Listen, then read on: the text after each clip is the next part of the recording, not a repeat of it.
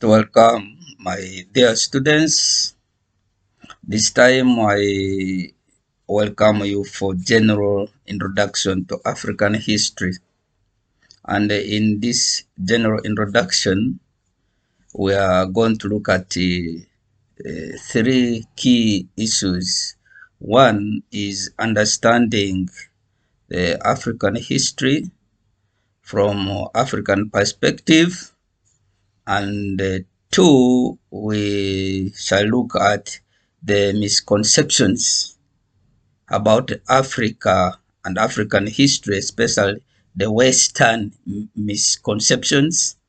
And then three, we shall deconstruct these misconceptions about Africa. And as I usually say, my focus is the African students and the African people and those of you who are following me, especially from African perspective. So that's what we are going to look at. I welcome you for this class, and I encourage you after this kind of discussions, go back and read and enrich yourselves so that you are able to talk something, say something that can be trusted, that people can rely on, and you can become a dependable teacher or educator. So that is it. I am your lecturer for the university students and teacher for those who are in secondary, and educator for those who are just following. So you are most welcome. So the history of Africa is very wide, and Africa as a continent is of many nations, which of course was divided by the European colonial system, establishing many boundaries. You know that history of Berlin Conference, where people sat somewhere in Germany and they decided to divide the African peoples here, and we are facing the consequences of such kind of thing up to today. And before the Europeans came to Africa, African people were borderless. In fact, we did not have these borders that you need a paper booklet to cross it. It was not there. And the Africans were living in peace and harmony, undertaking economic, social, and political activities without major destructive wars or conflicts, because they had their mechanisms of resolving those conflicts. However, when the European explorers, the traders, missionaries, and the colonizing groups entered the continent, the story changed from peaceful coexistence to one of degradation and underrating of Africans, strive for natural resources, domineering and subjugation by the foreigners. All of that set in, and that's when things stand upside down. Africa and African communities began receiving labels from these foreigners, such as a continent, they call it a dark continent. And then from the religious and so forth, they say Africans are pagans, heathens, devils, savages, uncivilized, uneducated, illiterate, poor, and so on. These are the labels Africans received from these invaders. Some Europeans even went as far as saying Africans did not have any history or civilization, and they did not know the supreme God. Now you can see, if you are an African student doing history, what is your perspective of this? They also claimed that the Europeans had the divine duty to educate, civilize, and save Africans to go to heaven. Very interesting. All these were simply, I would say, these were strategies used by the foreigners to weaken, divide, subdue, conquer and exploit Africans and African natural resources for their own selfish interests, which is also existing up to this time. So those of you, as I said earlier, most of us Africans, we take history as a joke and we joke a lot with things, but people are using these things to exploit us. So you can look at that. With the support and the groundwork of foreign missionaries, explorers, traders, and other groups, the Europeans were able to divide and take over African societies for their own economic, political, and social possessions. The primary priority or intention of these Europeans or the Westerners was not the welfare and the African development for Africans, but rather the exploitation of Africans and African natural resources for the welfare of the Europeans and their homeland. So you must know that. And what beats my understanding as a historian and as an educator is our failure to understand the tricks of the Western world. Up to today, we are failing in that area. I don't know what your view is. It is academics. I leave that to you. For example, most of the roads and the railway lines, or whatever you call it, which were constructed by Europeans in Africa, were to connect the raw material production centers to the coastal lands for shipment to their homeland. It was not for the development of Africans. Yes, but they were trying to, they deceive you that, it is for your development. But you, even today, you study the links of these old roads and railways constructed by them. It was from where people were producing the raw materials to the sea or the ocean so that they could easily take these things to their homeland. And Europe and America are well known for that. Additionally, in countries like Kenya, Zimbabwe, South Africa, and so on, Africans were pushed away from their lands to allow for European settlement and also Arabs. And these things are there up to today, source of conflict.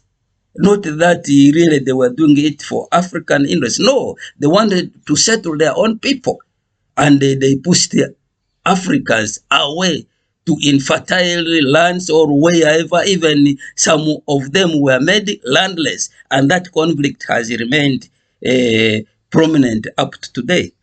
This historical land grabbing behavior has remained a source of conflicts and wars in many of these African states. You can even see every time America is threatening South Africa. Why? Because they don't want to listen to the reality. And America is one of the countries that has contributed much to the suffering of Africans. America developed out of the blood of Africans. UK, Britain. Those of you who think Britain is democratic, I laugh. A democratic society with the king or a queen, what type of elections takes place there? So that is a question for you as we proceed. When the African societies finally realized and experienced the exploitation, the oppression, the torture, slavery, and the hard labor in the hands of the foreigners, they began to reorganize themselves to defend themselves against these intruders. This gradually forced the foreigners to begin developing a positive attitude towards Africans and assign Africa its proper position in history. This led to what this man, the French sociologist Raymond Aron, said he called this the age of universal history. Remember, I said some of these people were thinking that Africans do not have history, and I said, look at them. Eventually, African nations got rid of all these direct rules of the European powers. However, powerful indirect economic, political, and social European and American rules still exist all over Africa to this moment. Why should we be having American military bases in Africa? What are they doing in Africa? Why should we be having a British bases in Africa? What are they doing in Africa? You see that there is this program. I laugh at it. You historians, you will analyze it. You remember we said there is also economic history. There is this thing called the America First Global Program. Now, if it is America First, as a historian, what comes to your mind? There is something wrong in it.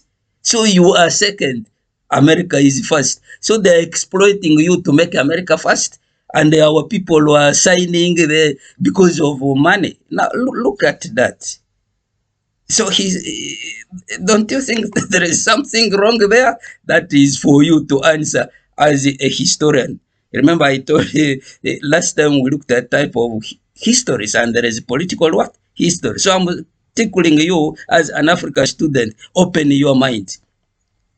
African continent, if well managed by Africans, has the collective capacity to greatly influence international affairs.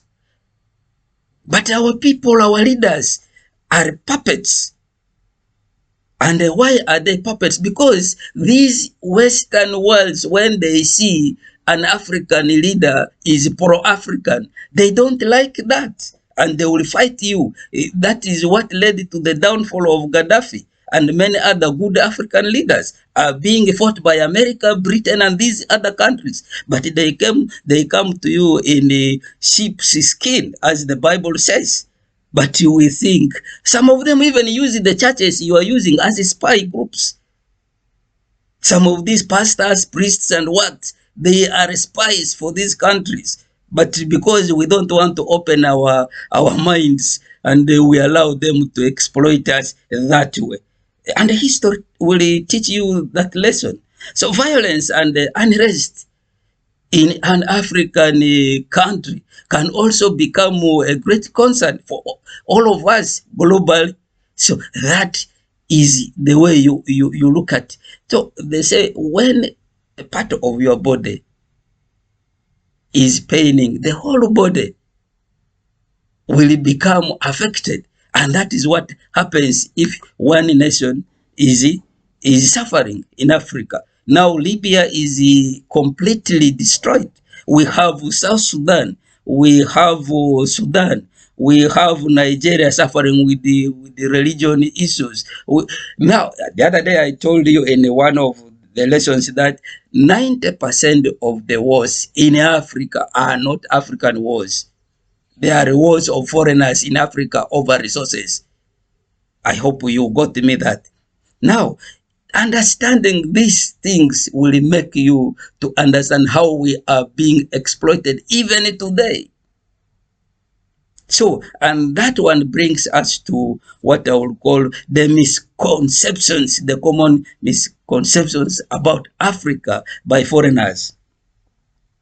So there are many of them. The first one is the belief that African societies were uncivilized before the coming of Europeans or Americans. There are many Europeans, Americans, Asians, and Arabs who still think and believe that Africans were not civilized until the coming of the foreigners. Yet long before the invasion of Africa by these people in the 15th century, Africa traded with them. Those of you who are doing the history of North Africa, you are aware of the war that was there, Tripoli, between America and the Tripoli, the kingdom there. You are aware of the wars in Egypt, all over. And even wars in which the African people defeated the USA. But when you read the history from the American perspective, they will glorify their people and they will make sure they downplay your own achievements. Why? Because they want you to be looked at as somebody who cannot do anything. That is it. So Africa was already civilized. These people who came and found we were civilized. So where did that misconception come from? It is the desire to weaken the Africans. So these Africans had organized political, economic, and social systems. These systems were used by the colonial powers to establish their own powers in Africa and also set the Africans against each other. Remember the kingdoms that were used to fight other African kingdoms. And that is the problem with us Africans. When we are given money, we can easily betray a brother, a sister, just because we are given money. Our love for money kills our patriotism. So the question that needs to be answered is, who was really uncivilized? The one who never saw the African civilization, or the one who saw it and decided to destroy it? So that question is for you as an African student. The second misconception about Africa is that Africans were savages and heathens. And that one really, even in academics, I normally get angry with that statement. So what about you as an African student? This attitude is another serious misconception among foreigners, especially Americans, who use the word black in degradation of Africans. Recently, you saw what was between the president of America, Trump, and what he said about the former president Obama, calling Obama apes. So is that, and these are the things which were perpetuated by missionaries, your churches. So explorers and traders, this was done deliberately by the whites to create an idea to make Africans appear inferior to them and give justification to their despicable enslavement of Africans. This attitude still exists among some educated and well-positioned positioned Americans and Europeans up to this moment. They think they are superior to us. In what sense? How, if those of you African students, you go back and search or research on the contribution of Africans in the development of America and the UK, scientific, technological, and so forth, you are going to find that in fact these countries have stolen a lot of things from Africa, and they needed to pay for it. I thank our brother Dramani, the president of Ghana. Though some of you are not seeing his point, of course, you are still colonized in your minds, but he has opened a way for us to question some of these things. So the question is who is or who was a savage and a heathen? The one who exploited and enslaved a fellow human being, or the one who was exploited and enslaved? That is history. So you need to be serious on those things, very serious things. The third point of misconception is that Africans were incapable of leadership for themselves, that Africans could not rule themselves.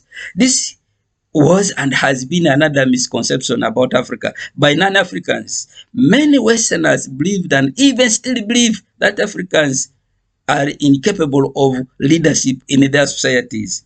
They believe that it was and it is still the duty and the service of the whites to take over and run African societies in a paternalistic way. You can see that kind of thing even up to today. That's why most of these our African leaders, presidents, ministers, and they only go there to pose for photos. But when it comes to serious issues, their voice is not regarded. Look at the structure of UN. In fact, as I told you before, some of the organizations that I would want Africans to pull out of UN is one, these things of World Bank, these things of International Monetary Fund, these are American and European things. So I will, if I had that authority, I will pull, in fact, all African countries out of this nonsense. So they are not helping us. There is that statement which says it's better to eat dodo with peace of mind than to eat beef in sorrow. So these people are giving us beef in sorrow when actually we have our dodo which we could eat with peace of mind. So this kind of thing. Yet before the coming of the whites, in all societies in northern, western, eastern, central, and southern Africa, Africans had their own organized political, economic, and social systems. The whites claimed that their systems were superior and better than the one of Africans. But this was a strategy to dismantle the African society systems and deprive Africans of consolidating their systems for their own development.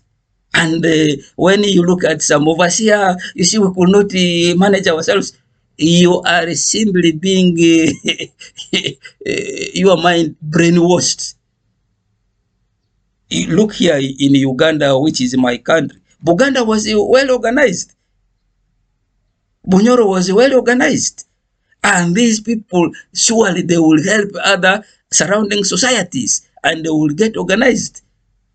So when you say Africans were incapable of leadership, and then I don't understand that, and it is one of the misconceptions up to today. And they make sure that you don't get organized so that their misconception stands. So as an African student, possibly the next leader, what is your take on that?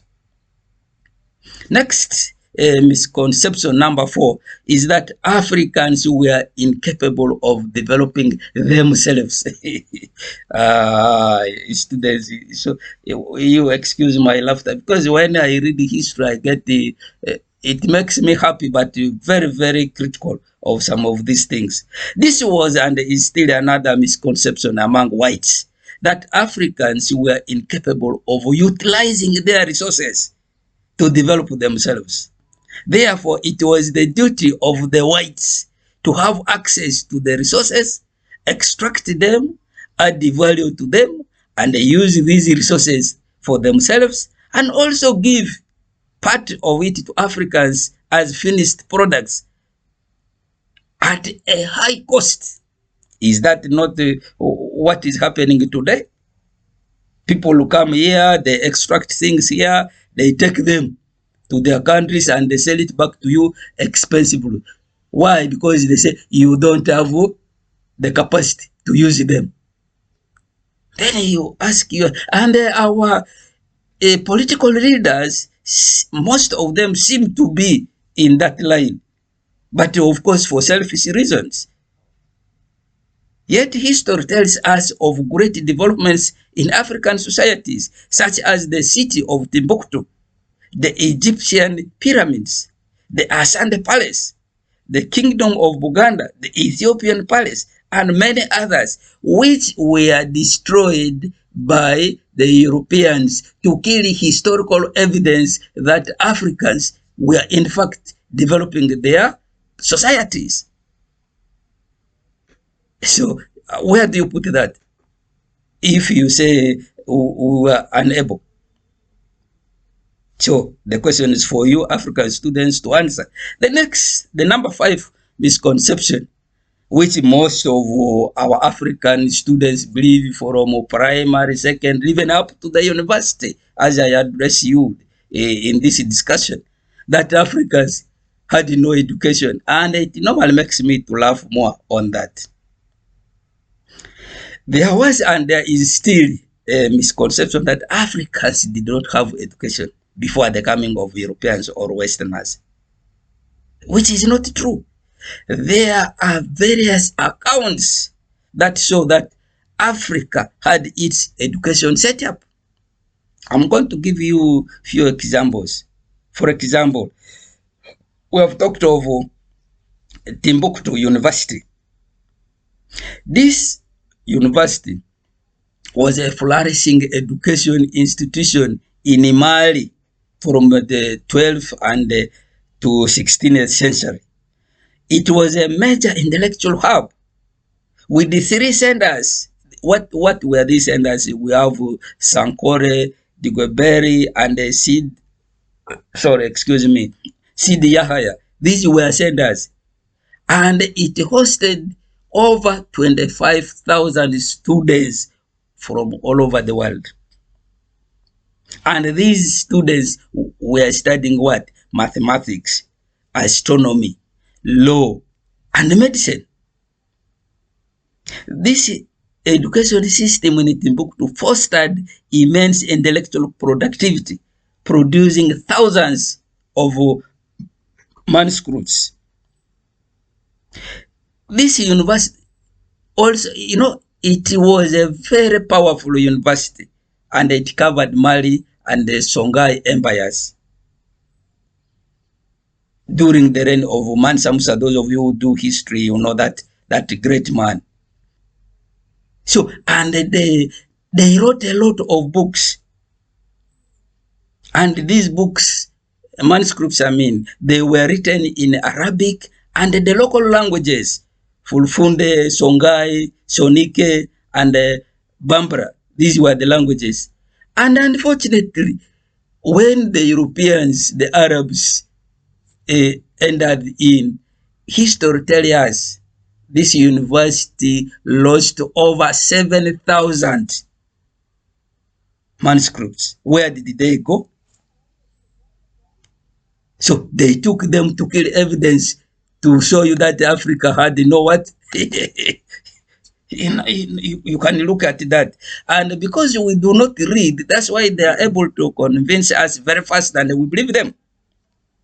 Second example is the Egyptian system, the house of life.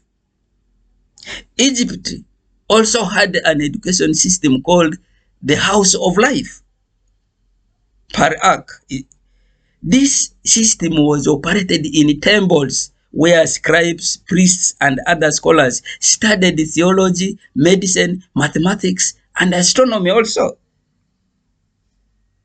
These centers served as libraries, scriptoriums, and universities for higher learning, with notable centers located in Heliopolis, Thebes, and Memphis. You search for those areas, you will find it. This system was just like the Hebrew system, the synagogue system of the Jews. So you can see. So does it prove that Africans had no education system? I doubt. So find more. That is that. So unlike the modern universities of today, this Egyptian system had specialized knowledge. The specialized knowledge was transferred through the temple schools. That is what I've called the house of life. The scholars studied hieroglyphics. You know that system, we lost it.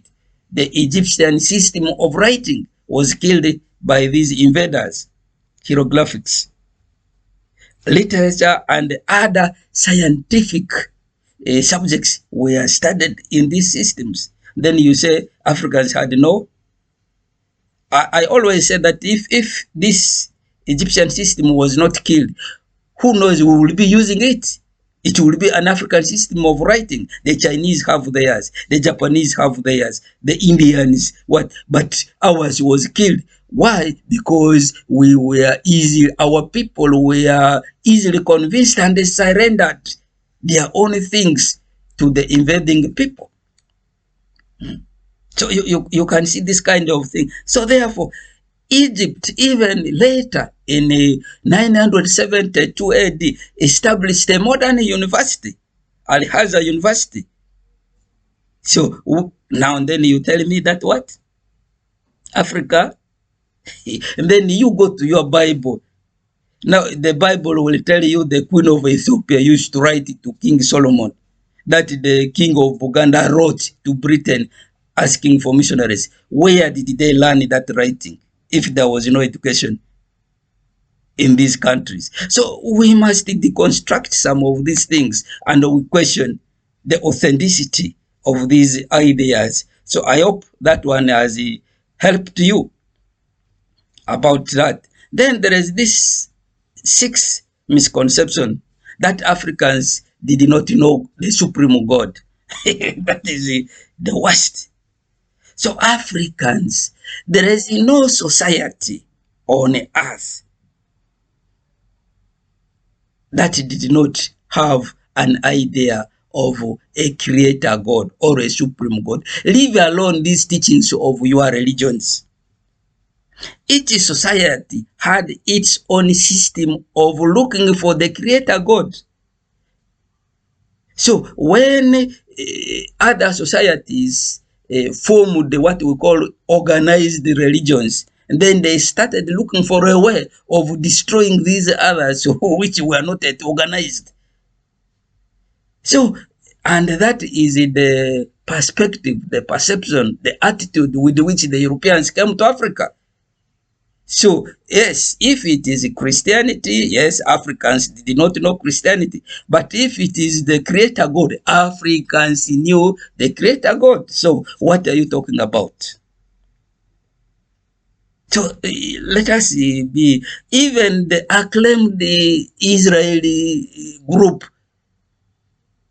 these people, before the call of Abraham, before the coming of Jesus, tell me what were they doing? Were they not looking for God? Abraham himself was a worshipper of idols. You go to Athens, you can even read from St. Paul's letter. That thing you have written on your altar to the unknown God, what was that? Then you come to Africa, you are saying Africans did not know God. No, Africans knew God, but they did not know your religion of Christianity, of Islam, because you formed it and brought it here. You did not bring a God, you brought a religion. Africans already knew God. So let us put the things in their right perspective. So that is also a misconception that Africans did not know God. Totally. And it is being used up to today to deceive very many of the societies. So I hope you have understood that as a student. Please, I told you, academics is academics. Don't take your academics to your churches to argue. So when you are there, keep your argument for outside the discussions, not in your church. Otherwise, your church will throw you away because you will be confusing the members. You see, who can allow somebody to pull away his cake? I hope you have understood that. The next is even when you go in the Bible, Africa is that Bible of the Jews. Africa is very well presented there. It is in the state. You have just finished your Easter. You have seen the one who helped Jesus to carry the cross. Was from where? Libya. What was the name of Libya in the Bible? Libya was called Put. I don't know, Put. Ethiopia and Sudan are there. They were called Kush. So you know that very well. So nobody should deceive you or bring those kind of confusions that, Africans did not know God. That one is a misconception. And therefore, as you look at these things, there are there were many distinctive misconceptions held by Europeans, Americans, Asians, and Arabs about Africa and Africans. Some of these misconceptions are still being held and propagated by multinational companies, Western media houses, religious institutions, and political leaders. Most of the time, the intentions of these misconceptions is to weaken, subdue, and exploit Africa and Africans politically, economically, and socially. So, therefore, there is a need for us, African scholars, to deconstruct and educate the next generation who are going to be facing these things. so that they are not really taken by surprise, and they are not easily confused and convinced to accept these misconceptions as a reality. So as you who is listening to this, my students, I am always proud of you, and I always encourage you after my presentations, go and read, find out more, so that as an African you become enlightened how people are exploiting you, how people are weakening you, how people are trying all possible means to show you that you cannot contribute anything. Yet your grandparents, your great grandparents and mothers contributed to the development of the globe, and you are not supposed to be ashamed. So that is it. Read and educate other African students to be aware of these things, so that we're able to deconstruct these wrong thinkings and the wrong attitudes towards Africans. So I want to end with some questions. I want to give you some questions. This is history, so that's why I'm giving you some questions. One, discuss the root and the intent of the European misconceptions about Africa. Two, examine the various misconceptions about Africa today. Three, what is the role of the mass media in the misconceptions about Africa? Four, how can African students like you deconstruct the misconceptions about Africa today and in future? I repeat that.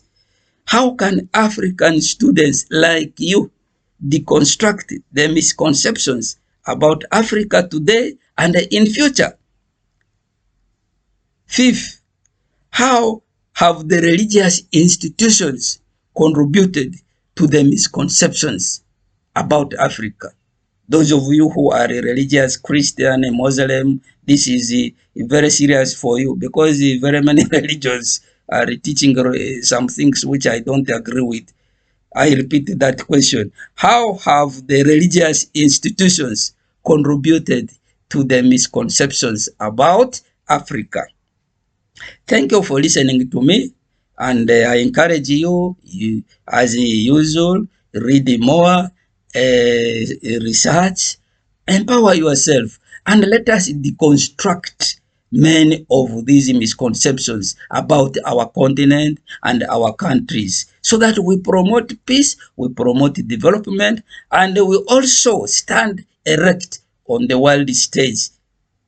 God bless you. Thank you.